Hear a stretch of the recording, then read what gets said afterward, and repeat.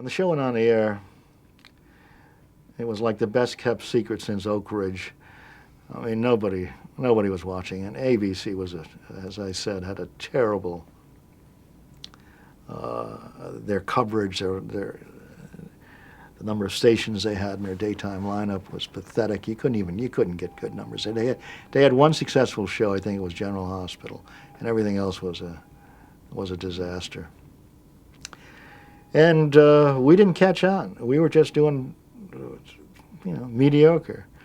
And as we got past the first 13 weeks, I knew we were going to be history. We weren't going to make it. And I came home one day, and my kids said to me, "Daddy, why don't you make the show scarier?"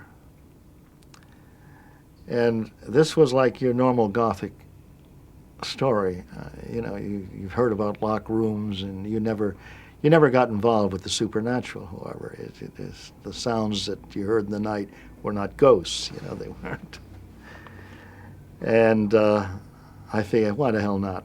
Let's make it really scary. What have I got to lose? I'm going off the air. No one's ever done anything like this. I'll let it rip. So I went in the next day, and I changed the storyline to include a ghost. And the first day that the ghost appeared, the ratings shot up. I couldn't believe it. I said, my God. Now I figured, well, if that worked, I mean, that was just a kind of a pathetic nothing. Why don't I really go after him? So I started to make this story much scarier and much spookier. And the ratings kept going up and up and up.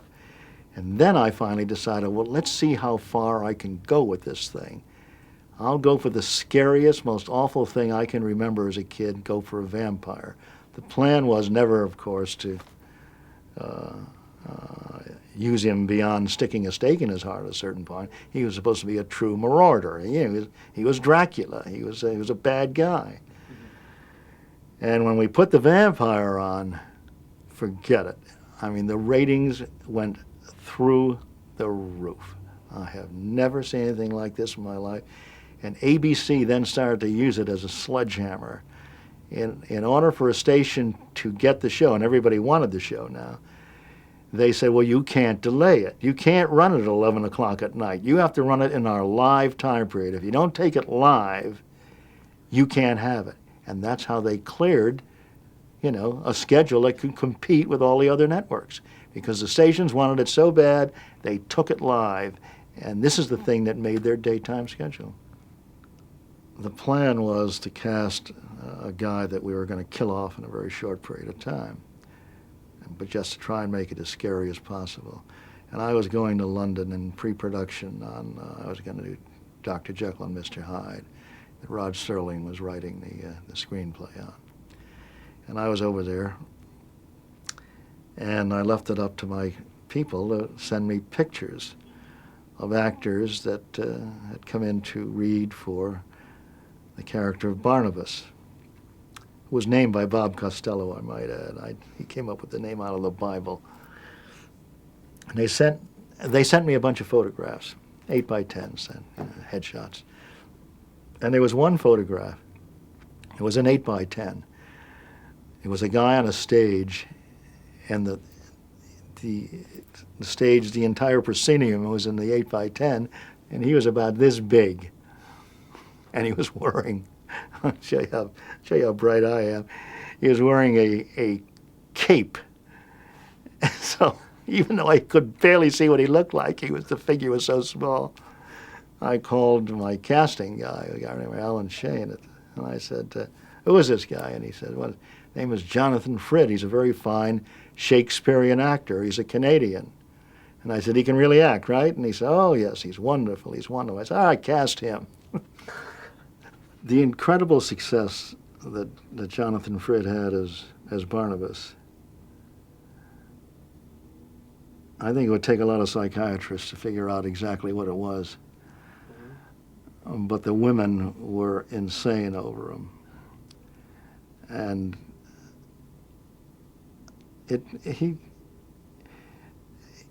probably had he had danger about him, because as the vampire he was scary. But there was a vulnerability as well, and the storyline did not hurt that, because when we tried to perpetuate, when I realized that I couldn't kill off this monster, and I had to find a way to bring a vampire back every day, I had to figure out some way to make that happen. And that's when I decided to make him the reluctant vampire, the guy who didn't want to be a vampire. Well, and then he became a tragic figure. And women, it just got crazier and crazier. I mean, we had to put on special people to process the mail. It used to come in gigantic truckloads. But he has, or had, a haunting quality about him.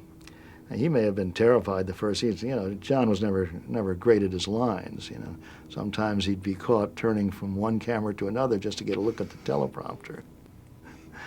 But he was able to pull that off okay.